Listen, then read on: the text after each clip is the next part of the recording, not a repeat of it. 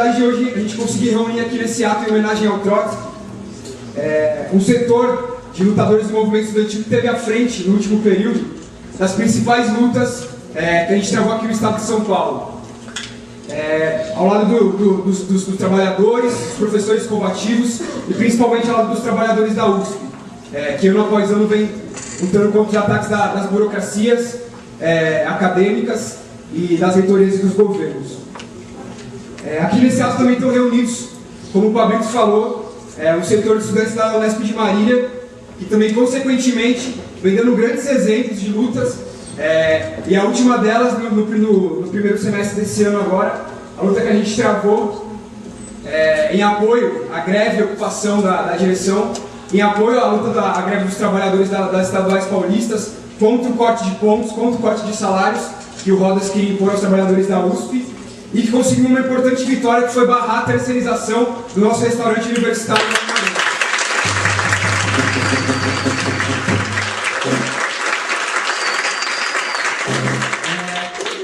Aqui também nesse ato estão presentes estudantes da Unesp, que no último final de semana agora participaram junto com a gente de um importante congresso de estudantes da Unesp e da FATEC, que dentre muitas coisas votou, agora para o próximo dia 30, uma jornada de lutas contra a repressão, para deixar bem claro para os governos e para as reitorias, para as nossas direções, que a gente não vai aceitar a punição aos lutadores das estaduais paulistas, não vamos aceitar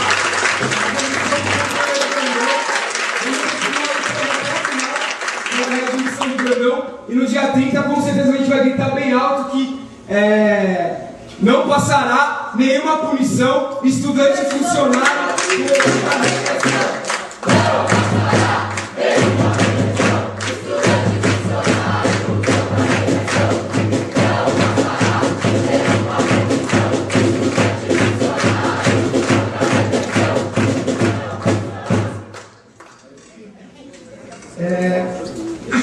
Para além disso, no nosso congresso a gente também votou duas coisas muito importantes, que foi a reorganização do nosso DCE,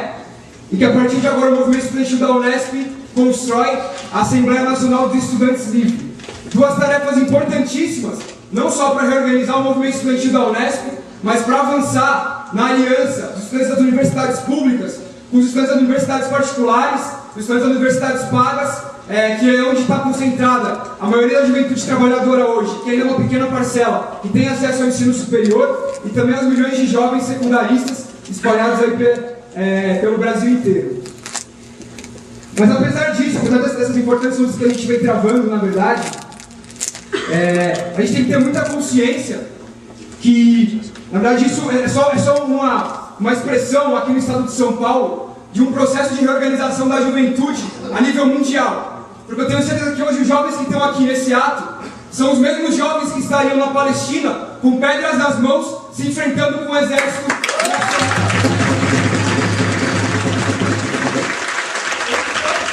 Os mesmos jovens que estariam na Grécia se enfrentando com a polícia e tentando invadir o parlamento contra os planos de as reformas da Previdência e os ataques aos servidores públicos da Grécia e a classe trabalhadora grega. Estariam na frente das jornadas de luta, das greves, que os jovens operários agora vêm travando no Oriente, na China, na Tailândia e em vários outros países do Oriente.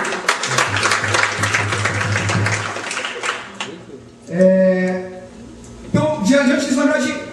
o que eu acho que a gente tem que estar bem seguro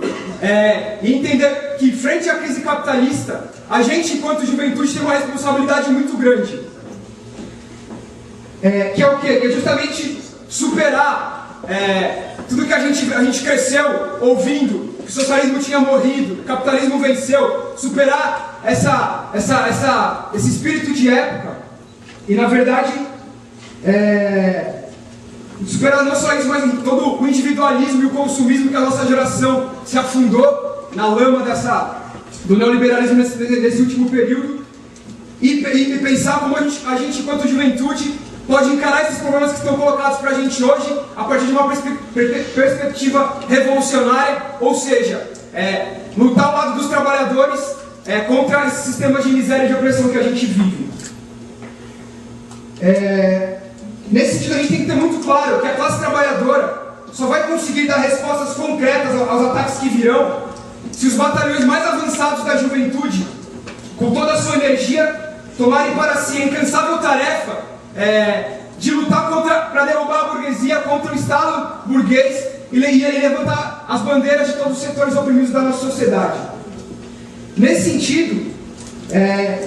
por exemplo, o Trotsky colocou no programa de transição dizendo o seguinte: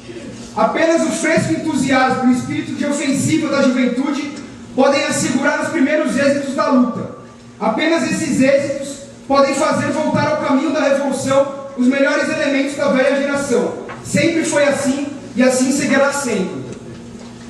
Para a gente ter um pouco mais de noção de quais são essas tarefas que nos esperam para o próximo período, a gente tem que resgatar os exemplos que deram os estudantes, por exemplo, no último ascenso,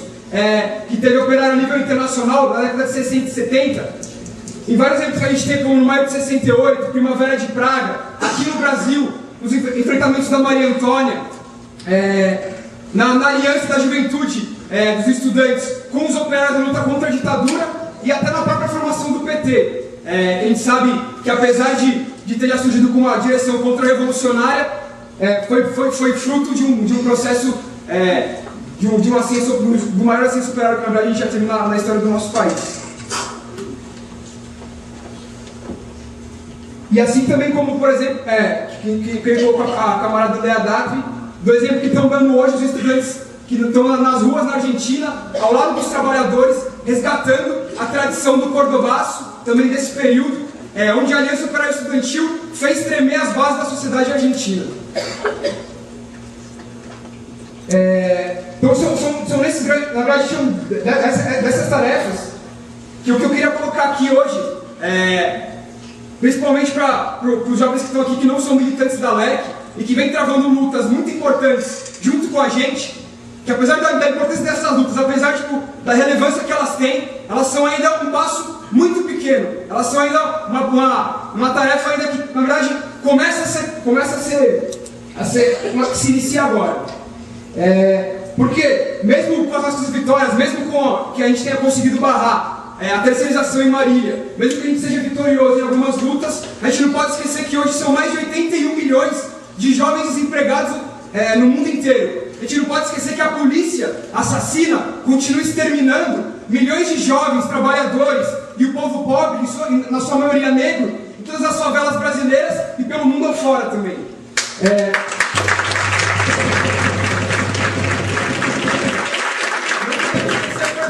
Ainda tem uma corja de políticos burgueses que frequentemente, insistentemente, vem parasitando a população brasileira, a população do mundo inteiro. Não podemos sossegar enquanto a gente não conseguir derrubar essa corja que vem oprimindo não só a juventude, mas a sociedade de uma maneira geral. Então, nesse sentido, que eu acho que a gente, enquanto estudante, a gente, enquanto juventude, a gente não pode se limitar a nos compararmos com o movimento estudantil que a gente tem hoje, por exemplo. A gente não pode se comparar à UNE, que capitula totalmente aos governos, às mentorias, e tem a burocracia do PCdoB e do PT, na verdade, uma expressão maior do movimento estudantil totalmente castrado e que atua não contra a opressão, não contra tudo isso que a gente está discutindo aqui, mas sim como um instrumento de freio das mobilizações estudantis. Não podemos também nos comparar com o que é hoje o próprio movimento estudantil antigovernista. No caso do PSOL, por exemplo, que tem nas suas alas mais à direita uma nova burocracia estudantil surgindo, e os exemplos claros disso foi o que a gente viu, por exemplo, agora na greve das estaduais do primeiro semestre, com o papel que cumpriu o DCE da USP, o papel que cumpriu o DCE da Unicamp. Não podemos também nos comparar apenas ao que é o PSTU hoje, ao que é o movimento estudantil do PSTU, como a gente viu na ANEL, por exemplo, propõe que a gente na verdade, levante um programa corporativista e defender uma educação de qualidade totalmente em abstrato e que insiste em manter a aliança com os trabalhadores, simplesmente como uma palavra vazia, manter a aliança com os trabalhadores, deixar a aliança com os trabalhadores no papel. A gente deve, na verdade, se comparar com o que tem de melhor na história.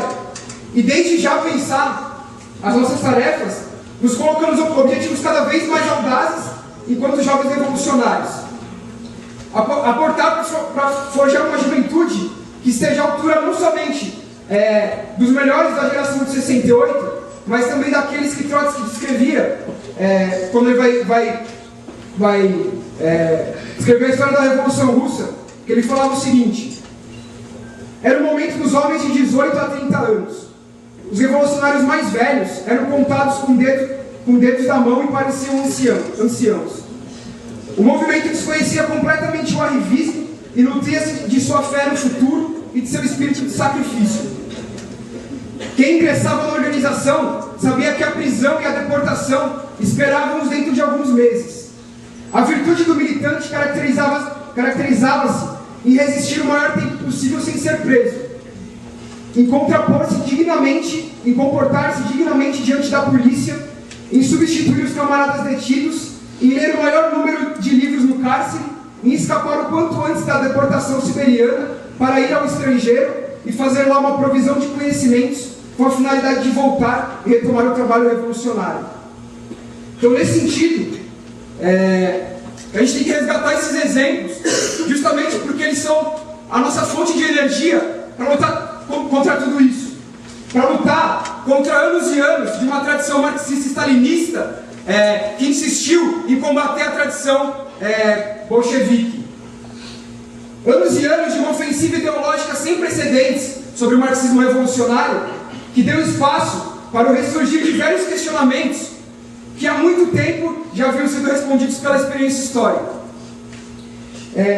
Ou então, depois da traição de partidos que a classe trabalhadora construiu nas últimas décadas, como o próprio caso do PT, e o que em geral representou esses 30 anos de neoliberalismo. Ou seja, uma realidade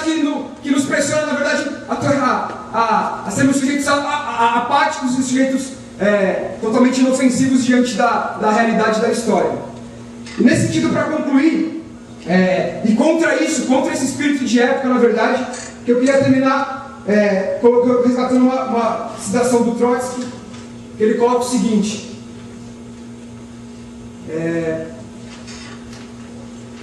dizia que construir um partido revolucionário nos aporta a maior das felicidades,